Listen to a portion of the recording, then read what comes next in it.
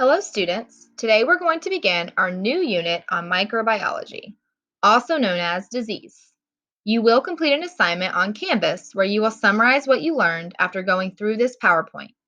The standard that goes along with this is 8L1.1, where we will summarize the basic characteristics of viruses, bacteria, fungi, and parasites relating to the spread, treatment, and prevention of disease.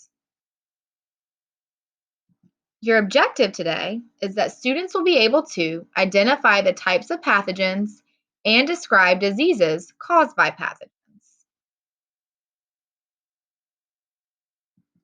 We're going to start with a prior knowledge activity. I want you to read this question and respond below.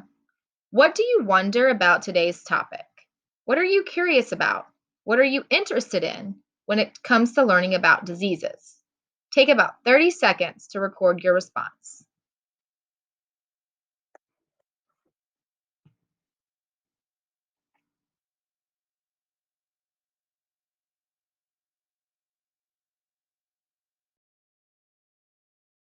Okay, your response should be recorded. We're going to go ahead and move on with the PowerPoint. Microbiology. Microorganism. An organism that is unicellular and microscopic. Unicellular means it has one cell. Also known as microbes. Microbes act as decomposers in nature. A recall that a decomposer is an organism that breaks down dead or decaying organisms in soil. Microbiology is the study of microscopic organisms, including bacteria, viruses, protozoa, parasites, and some fungi and algae.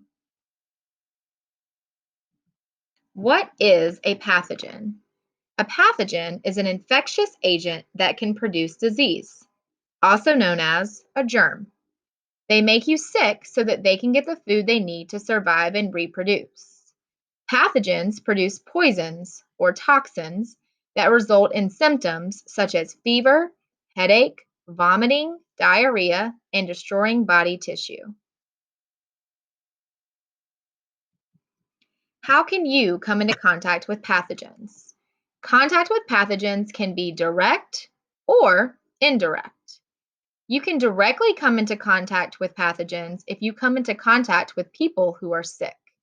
You can indirectly come into contact with pathogens when you eat food, drink water, or touch contaminated surfaces that are also contaminated with pathogens, such as tabletops, doorknobs, etc. Where can you come into contact with pathogens? So many different places. Handshaking, eating food, drinking water that's already contaminated, touching surfaces that are contaminated. Go ahead and take a second and answer this check for understanding statement. You can come into contact with pathogens directly and indirectly. Is that true or false?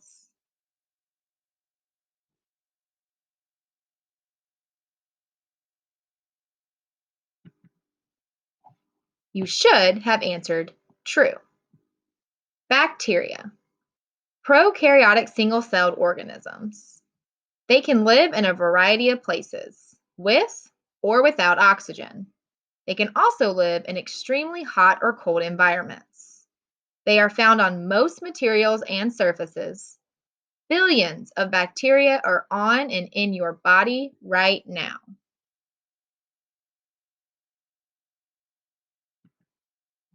Bacteria are living, which means they must eat. An example of this is some bacteria make their own food from sunlight using photosynthesis. Another example is the bacteria in your stomach are now eating what you ate for breakfast. Another example is the bacteria on your face can attack your skin, which causes infections and acne.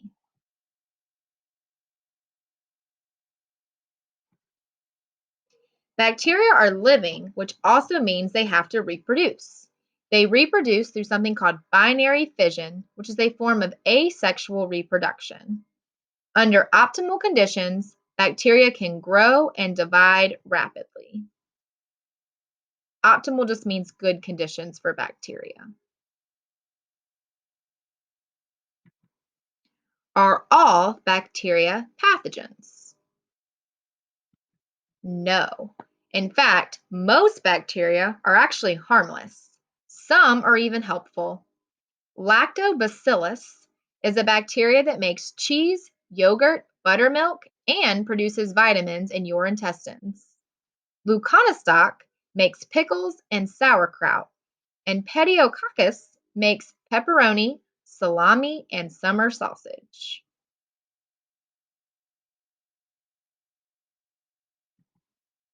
What are some common bacterial pathogens?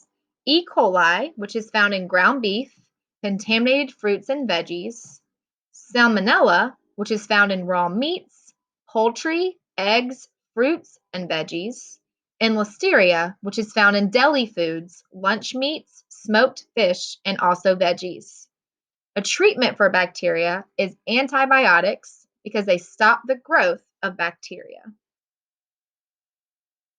And these are just some microscopic bacteria, such as E. coli, Salmonella, and Listeria. Now we're going to talk about viruses. Viruses are non living particles composed of DNA or RNA and a protein coat. Viruses have to have a host cell to reproduce. Viruses invade healthy cells and use the cell to make more virus cells. Viral diseases are among the most widespread illnesses in humans. Symptoms can range from very mild fevers to some forms of cancer and also other diseases.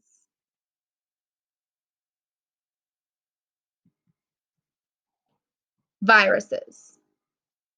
Transmission. Direct human contact or vectors such as water or insect bites. Some examples of common viruses are influenza, which is the flu, HIV, measles, smallpox, chickenpox, and as we are going through right now, COVID-19, which is also known as the coronavirus.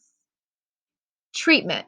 Vaccines and some antiviral drugs are used to control and prevent the spread of viruses. You do not use antibiotics on anything that is viral because antibiotic, anti means against, bio means living, and we just learned that bacterial infections are living and viral infections are non living. I want you to take a few minutes and connect this to your own life. Think about everything that we're going through right now with the coronavirus. What is something interesting that you learned today? Can you relate this to something in your own life? All of us can right now. How is it similar, different, or helpful to events in your life? Take about 2 minutes.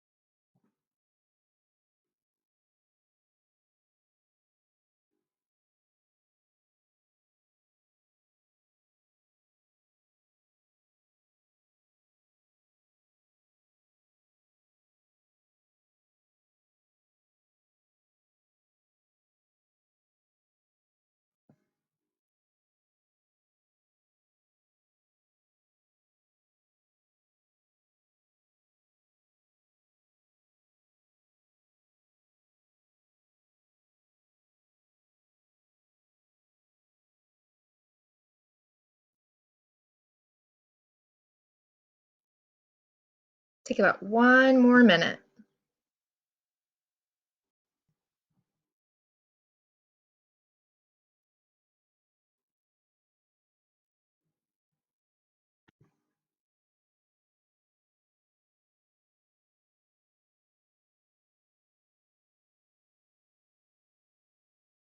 I can't wait to read all of your responses.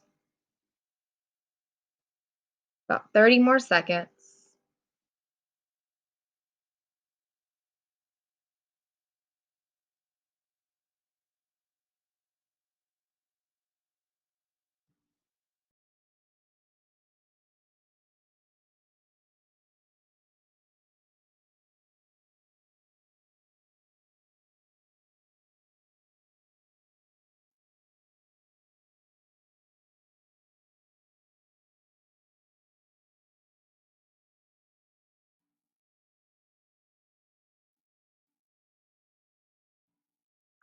All right. The last thing I want you to do is I want you to just say how you're feeling about this new content that you've learned today.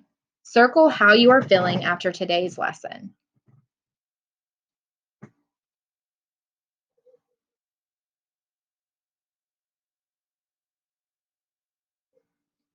If you are confused about anything that you learned today, please remember this is just an introduction.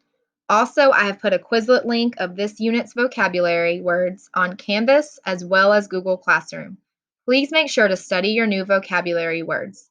There will be an assignment that has to do with your vocabulary words later this week. I hope you understand at least a little more about microbiology. I will see you next time where we will learn about fungus and parasites. Until next time.